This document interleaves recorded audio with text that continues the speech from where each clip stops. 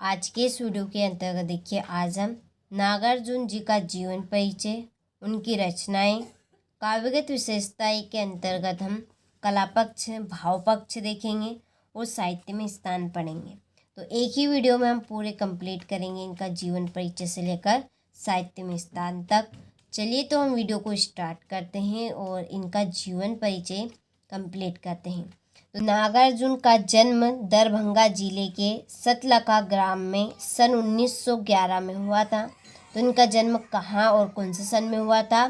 तो उनका जन्म दरभंगा जिले के सतलखा ग्राम में सन 1911 ईस्वी में हुआ था। आपका नाम वेदमान मिश्रा था। इनका जो नाम था वो प्रारंभ में क्या था? वेदमान मिश्रा था। और प्रारंभ में आप मातृ नाम से लिखा करते थे। ये अपना नाम सबसे पहले कैसे लिखा करते थे? मातृ के नाम से लिखा करते थे। और बाद में बौद्ध धर्म से प्रभावित होकर ये फिर बौद्ध धर्म में आ गए। बौद्ध धर्म में इनका नाम नागार्जुन रख दिया गया। और आपकी प्रारंभिक शिक्षा संस्कृत पाठशाला में हुई और आपने देश विदेश में घूमते हुए कई भाषाओं का ज्ञान प्राप्त किया और सन 1948 में आपका निधन हो गया। तो ये है इनका जीवन परिचय कि इनका जन्म दरभंगा जिले के सतलखा ग्राम में सन 1911 में हुआ।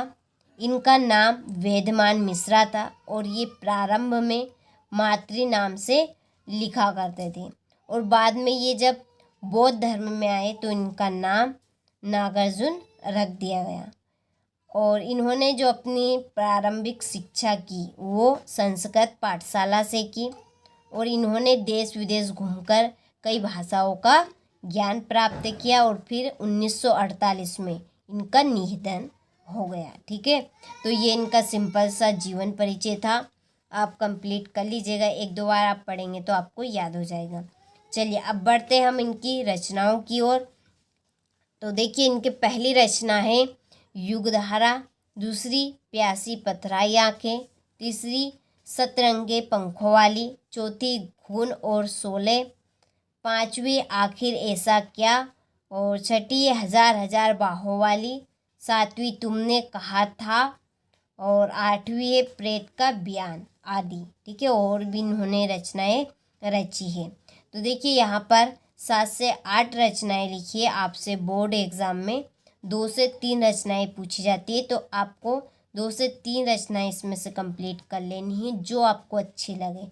तो पहली क्या थी हमारी? युगधारा, दूसरी प्यासी पथराई आँखें, तीसरी सतरंगे पंखों वाली, और चौथी है खून और शोले, पांचवी आखिर ऐसा क्या, हजार हजार बाहों वाली, ये आपकी छठी है, सातवीं तुमने कहा था, और आठवीं प्रेत का बयान। ठीक है, तो इनकी ये रचनाएं हो चुकी है। आप सभी स्क्रीनशॉट ले लें और अच्छे से आप नोट्स तैयार करें।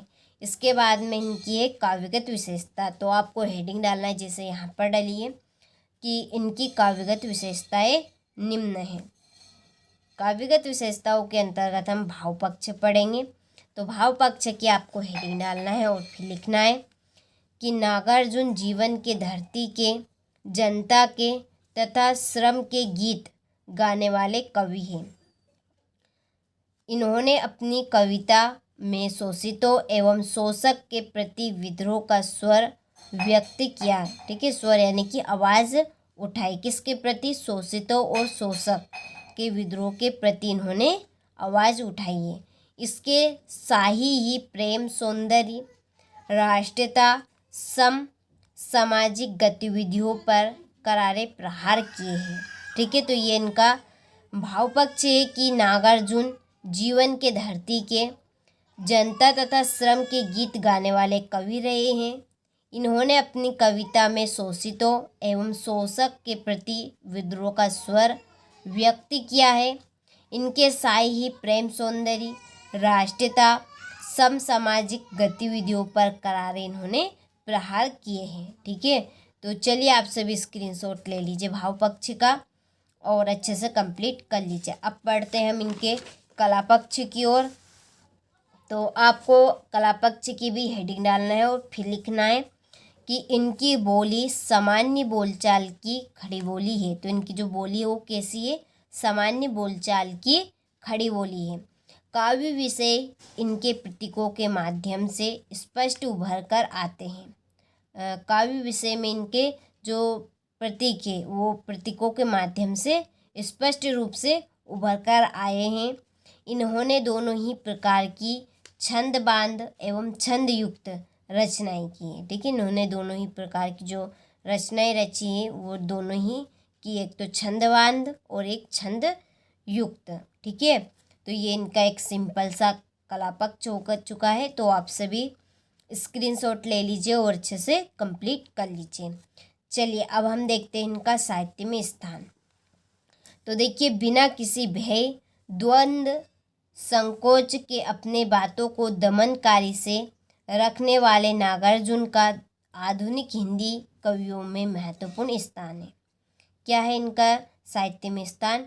कि बिना किसी भय, द्वंद्व, संकोच के अपनी बातों को ठीक है, दमदारी से रखने वाले नागार्जुन का आधुनिक हिंदी कवियों में महत्वपूर्ण स्थान है।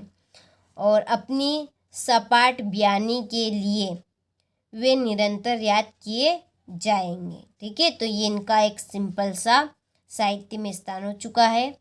देखिए, आप सभी ये साहित्य में स्थान आपको पसंद ना आए तो देखिए आप इसमें 2 लाइन ऐड कर सकते हैं कि नागार्जुन जी का हिंदी साहित्य में एक विशिष्ट स्थान है और हिंदी साहित्य इनके योगदान के लिए सदा स्मरणीय रहेगा। ठीक है, आप ये 2 लाइन भी इसमें ऐड कर सकते हैं। यदि आप ये नहीं लिखना चाहते कि बिना किसी भय के, द्वंद्व के, बिना किसी संकोच के अपनी बातों को कह देना। ठीक है, ऐसे नागार्जुन का साहित्य आधुनिक हिंदी कवियों में एक विशिष्ट स्थान है और इनकी जो सपाट बयानी है उसके साथ ये निरंतर याद किए जाएंगे। तो आप याद भी कर सकते हैं, इनका ये साहित्य में स्थान काफ़ी सरल है। चलिए, आप सभी ने स्क्रीनशॉट ले लिया होगा तो देखिए आप सभी अच्छे से कंप्लीट करें। आप सभी को वही यहाँ पर कवि परिचय बताए जा रहे हैं जो आपकी बोर्ड एग्ज़ाम में आपसे पूछे जाएंगे। चलिए, तो मिलते हैं आपसे अगले वीडियो में इसी तरह के इम्पोर्टेंट कवि परिचय के साथ।